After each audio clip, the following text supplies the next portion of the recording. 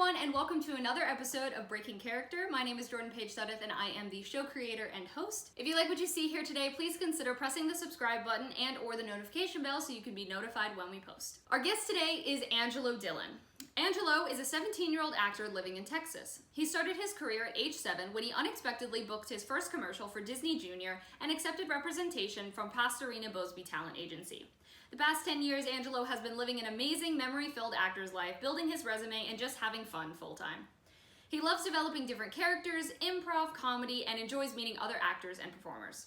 One of Angelo's passions is traveling. He actually grew up traveling to Europe several times a year and is accustomed to many different cultures and languages. He speaks fluent Hungarian, some Spanish, and is currently studying Japanese. Angelo loves all living creatures, and he fell in love with alpacas during a routine visit with his agency in Los Angeles and ended up at an alpaca ranch in Simi Valley. He learned the hard work of a farmer, gaining a new perspective to life and an appreciation for produce and fruit he and us city people took for granted initially. Angelo graduated high school at age 16 and is currently working full-time for a real estate photography company as a licensed drone pilot. He is enrolled in a local college studying cybersecurity, working towards a degree or certifications in the field of artificial intelligence and application development. Having a flexible job allows Angelo to continue focusing on auditions, acting lessons, traveling, and his newly picked up obsession, martial arts training. In 2021, Angelo would love to be able to visit his grandparents in Europe and godparents in California. A cool featured role in a fight scene or to play a villain in a film would also be nice. His main goal is saving up enough money to buy a Tesla Cybertruck. So without further ado, let's head to Zoom. All right, everyone, here we are with Angelo. So how are you doing today, Angelo? What's been going on? I'm doing great. I'm still trying to get used to the chilly weather that's in Texas. Not used to it at all. Yeah, I know. So the craziest thing is, and we figured this out when we did the table read, is that we live like 10 minutes away from each other. Right? Yeah, so it is super rainy and super cold here right now. Super cold in Texas terms. I heard it was about to snow in Dallas, actually. I saw that too. I saw that like the snow had almost reached Houston. It was close to Houston, and I was like, what is happening right now? You're this close to getting a snow day. So close. Oh my gosh. Well, thank you so much for being on the show. I'm so excited that you're here. And this is going to be a really fun time. I'm really looking forward to it. So let's start off by playing the fun game of 2 truths and a lie. So you are going to say 2 truths and a lie, but of course not telling us which one the lie is. I will attempt to guess which one the lie is, and as will the audience as they're watching this. So whenever you're ready. Okay. Forgive me. I haven't played this game in a while. You're good. So I have gotten lost at an airport. I have cried at a petting zoo. And I have gotten into a fight with a real estate agent. Ooh, okay. All right. This is a tough one. All right. So gotten lost in an airport, Yep. have cried at a petting zoo, and have gotten into a fight with a realtor. Yep. Okay. I am going to guess. Ooh. I am going to guess. You know what? I'm going to guess that no. I'm going to guess that the third one is the lie. No. No. Which one's the lie? The lie is actually I've never gotten lost at an airport. That was my second guess. Dang it. I shouldn't have second guessed myself. You should have gone with your gut instinct. Well, being in a fight with a realtor does not sound fun. It wasn't really a fight per se. It was more along the lines of she got very upset over like the whole story was, so I showed up 15 minutes early, like I always do, because I don't know how Houston traffic is going to play out, you know? So I show up 15 minutes early, and both the real estate agent and the client are there, and they're like, hey, can you wait outside for 15 minutes? I'm like, sure, no problem. Mm-hmm. So I wait outside, I come back into the house, and the house is not ready. They're moving furniture around and everything. And it was a total mess, because they had like the Xfinity guy there. They had like a dude coming and doing their cable, and I said, it's like, look, ma'am, I gotta go, because I had another appointment, and it was a fair bit away, and I just didn't want to be late. And she blew up in my face, man. She got so angry and started going off about how many properties she's selling. I'm like, yeah, cool, that's great, but you're supposed that's not my problem. Yeah, like, cool.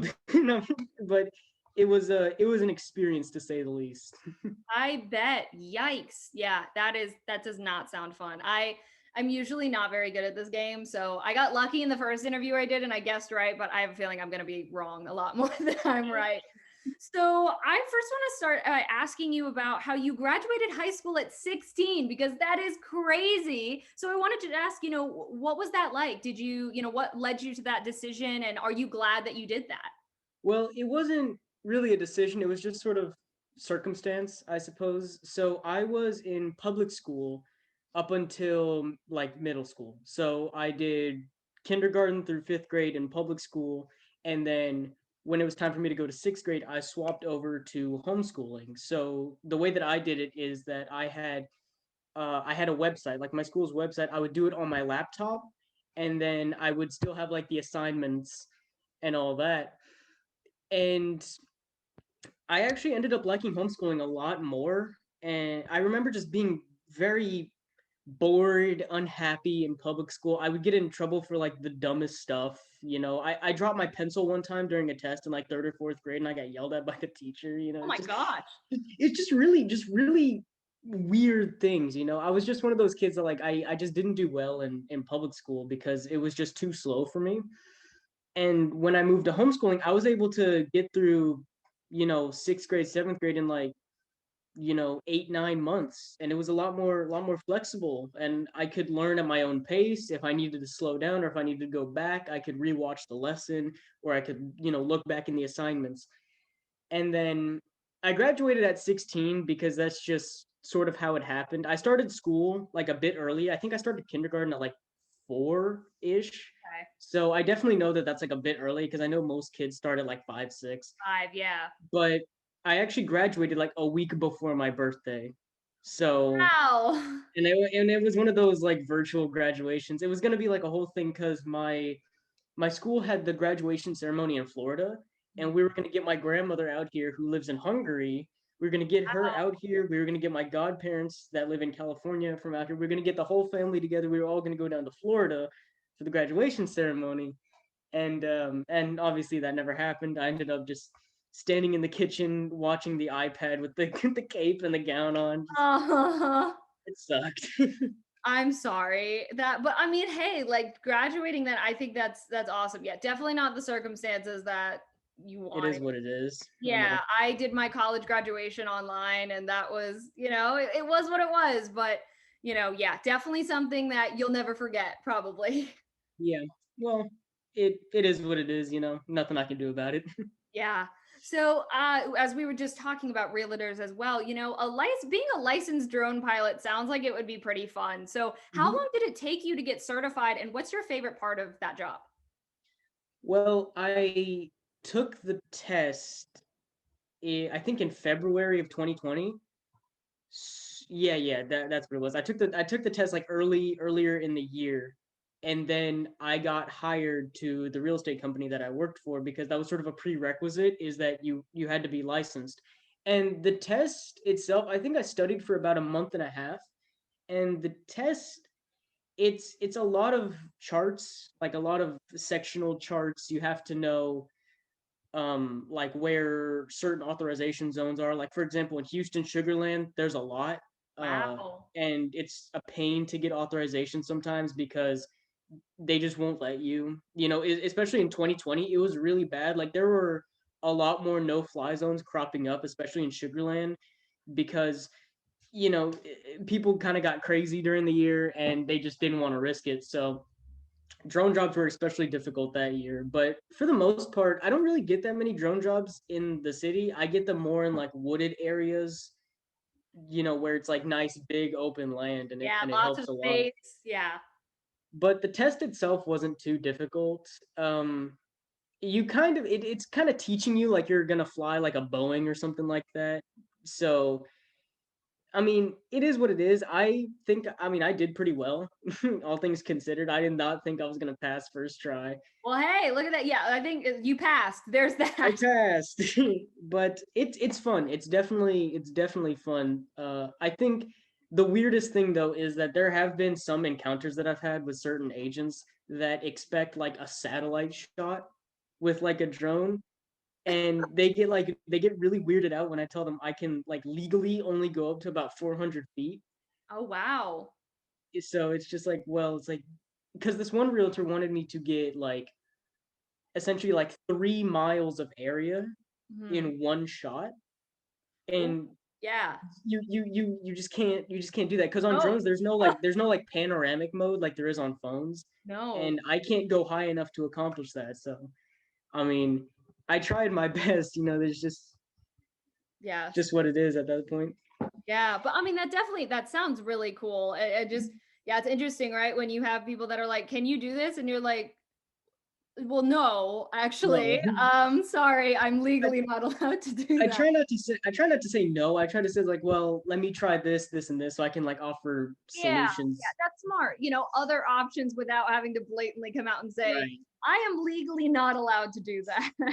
Well, the whole drone thing, I'm trying to do like this course with Texas State Technical College, and it's like it will let me get my certification so I can do the heavy lift drones. So there's essentially two classifications. There's drones that are under 55 pounds, which is like DJI Mavics that you usually see, and then there's the ones that are like over 55 pounds. And those are the fun ones because those get to operate on like offshore oil rigs. They get to there's one that DJI makes, and you can hook like a spray rig to it, Wow. and it takes up about like the back end of a sedan. It's huge, That's and giant. Oh my it's gosh. it's got like 10 rotors on it. It's crazy. Wow. Yeah, well, if you get your certification in that, that'll be really that'll be extra cool for sure. It's a fun toy, yeah.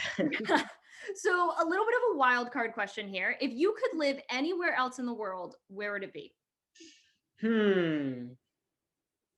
That's hard. That's hard. Or I should say, if you could live, like, what's one of them? What's one place you would really love to live? It's hard to narrow it down. I think if I had to stay like in the US, I think I would just move down to Galveston Oh, because yeah. the last time I was down there, I was shooting beach houses, like these really nice like waterfront beach houses. And one of them was like in Jamaica Beach, which it had like these mansions on like stilts. It was crazy, you know, it was That sounds crazy beautiful. terrifying. And I remember seeing a couple townhouses near the water that I really liked. They were older in design, but still whoever's keeping them like, you know, renovated is doing a really good job because you could hardly tell that they were from like the 70s, 80s, you know. Wow. So I think I would either move to Galveston or maybe Hungary for a little bit because that's where my grandma lives, and the That's little awesome. village that she's from, everybody knows everybody there. They all know me, they all know my grandma. So it's a nice little tight-knit community, and I kind of like that. That's awesome. Goodness, I feel like there's so many places in the world that I especially, I don't know. And it's just amazing to see pictures from somewhere and you're like, oh my gosh, that place exists. Like, where is I that? know, right? I don't know. So we're gonna play a game that is now called memory association. And I have a random word generator pulled up on my phone, and I'm gonna Okay. press to randomly generate a word, and we are both going to say the first memory that comes to our head when we hear that word. Now, if you would rather pick a different word, or you can't think of something, or you don't want to share the memory that's associated with it, totally fine. We'll pick a different word, no problem. So, are you ready? Yes. Okay, our first word is lobby. LOBBY, like the lobby of a hotel. Lobby. I remember one time I forgot which hotel it was or which hotel I was staying at, but it was a really nice. Oh, that's right. My parents and I took a trip down to Corpus Christi for like this family event, and we stayed in a really nice hotel. And the lobby was really, you could definitely tell it was like, because it was a waterfront hotel. We had like a waterfront view, but the hotel, you could definitely tell it was like a beach town. It had like all the seashells and all the little like knickknacks that you would see that are like typically associated with a beach town. So I thought that was kind of neat. Yeah, that is cool. The one I think of is also, of course, with a hotel, but was on a project and we had to go out to a of like how to in rural Georgia. So like 3 hours away from where we lived, very much in the rural part. And so we stayed in a hotel close by that was definitely very old and it had, you know, just a lot of history associated with it. It was in this really cool town and I remember the lobby, if you looked up, it kind of, I think things looked a little bit off. Like things were, or the balconies on the different levels were like downwards. And I'm like, I would be terrified I would fall over. So anyway, after we stay there, I somehow found out that it's like one of the most haunted hotels in Georgia. And I was like, are you kidding me? So that was terrifying. Nothing happened, but I was like, I will never, I no. So I remember Mhm. the lobby was definitely a little strange looking. I was not surprised to hear that it was a haunted hotel. I don't like haunted hotels. Oh no, I don't like haunted anything. I don't either. I Mm, feel like that's like if you want to advertise your hotel, that's like the one thing you don't say is like, hey, we've had people die in the hotel. It's fun, exactly. Come stay with us. right? No thanks. All Mhm. right. So our second word is this one you probably will have some memories with property. Property. Huh. Yeah, I got a couple. I think the biggest one though is the property that I have in Hungary. So there's like kind of a story behind it, and I don't technically have it yet, but the whole story behind it is I actually am in the process of getting my Hungarian citizenship. Oh, that's cool. So I'm gonna have dual citizenship, and basically what my grandma is trying to do is she's trying to split her property in half, because she's got like this big like piece of land that she has like gardens and farms on. So Okay. she's trying to like split that in half, and then what she wants to do is she wants to build me like a little hut essentially on her property, because I think the government is like renovating the area Okay. around her place, and they want to either do something with it, or if somebody claims it, then obviously they're not going to do anything with it. So that's getting taken care of. Obviously the citizenship thing slowed down because COVID kind of messed everybody up, especially in Europe. So that's kind of dragging along slowly but surely. Yeah, that sounds really cool though. The story I have is not nearly as cool as that.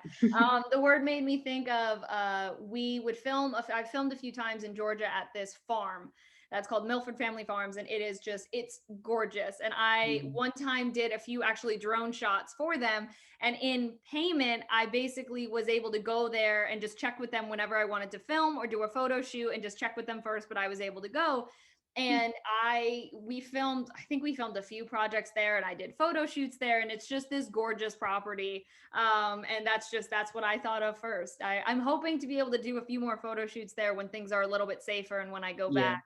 um so all right, so let's get into some acting. We've talked a Okay. lot about drones, but so it sounds like, from your bio that you sent me, it kind of sounds like you, not to say you fell into it accidentally, but when you unexpectedly booked the commercial at 7, and that just, I think that's a really cool story. So when you book a new role, what do you look forward to most in the acting process or in the filmmaking process? Well, in terms of the acting process, I really look forward to developing the character, because when like, let's say you book a role and then it's like, okay, here's the script, here's the character.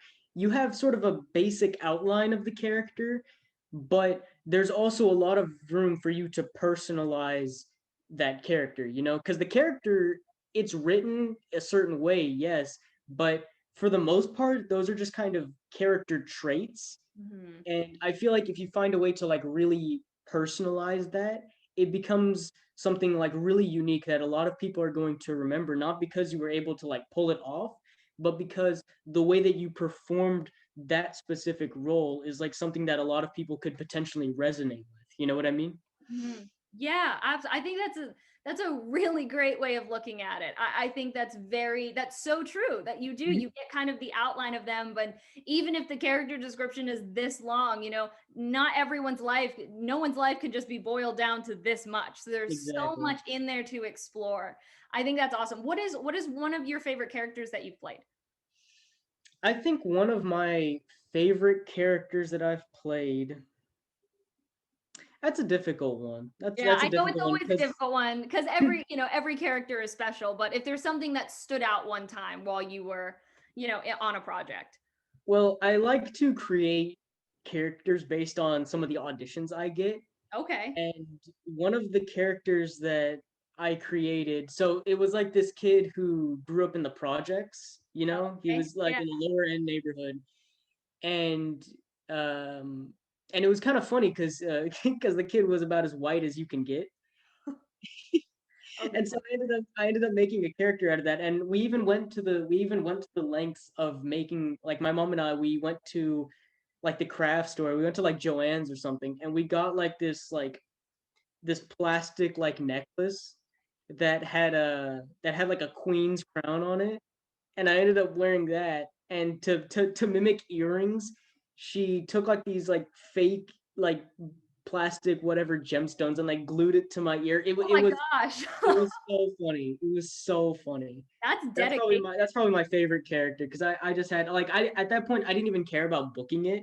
It was more so it's like just the process of just getting to that point was just so much fun, and my mom and I had a great laugh about it. That sounds like such a great memory to look back on and be like, yeah, remember that one time we glued rhinestones to my ears? That was fun. Oh my gosh. So, speaking of, not only acting, but everything that you do, give some advice to those that are watching. It can be career advice, life advice. What would you say to those that are watching? I would say, I mean, I'm not the best with advice, so take this with a grain of salt, but I would say, in times when it seems like there's just no hope, no nothing, you just gotta find like that one motivator, especially with 2020 and how terrible that year was.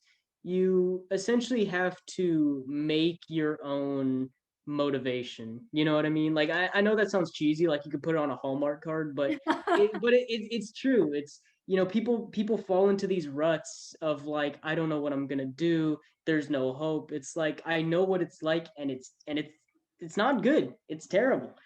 But you sort of have to look at it from a bigger picture, a different perspective. It's like if it's still something that you really want to do, and it's like, and that could be for anything. It could be for your career, a hobby, whatever. If it's still something that you want to do, opportunities will usually come to you, and those are most of the time the best opportunities are the ones that come to you.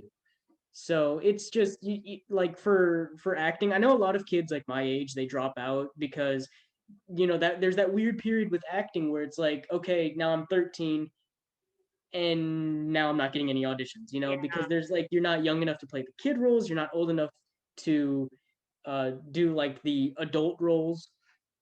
So I know a lot of people quit, but it's like you just have to like stick with it. If it's still something you really want to do, then just keep doing it.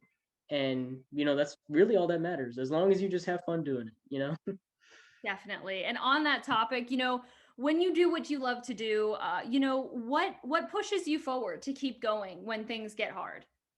It's mainly just the fact that I still derive enjoyment from it. The fact that I can still have fun with it, that's reason enough for me to keep doing it. Because if I wasn't having fun, if I wasn't enjoying it, I'm not gonna do it. Nobody wants to do something that they don't enjoy voluntarily, you know what I mean? Absolutely. So it's just the fact that I still enjoy doing it. I enjoy the process of like auditioning, getting that initial email from my agents like, hey, you got a taped audition, or hey, you got a audition. It's like it's still like the same feeling every time. It's like, oh boy, this is exciting, Yeah. because it's just can make another character out of it. It can be something that you book. I mean, you never know. So as long as you have fun with it, that's really all that matters.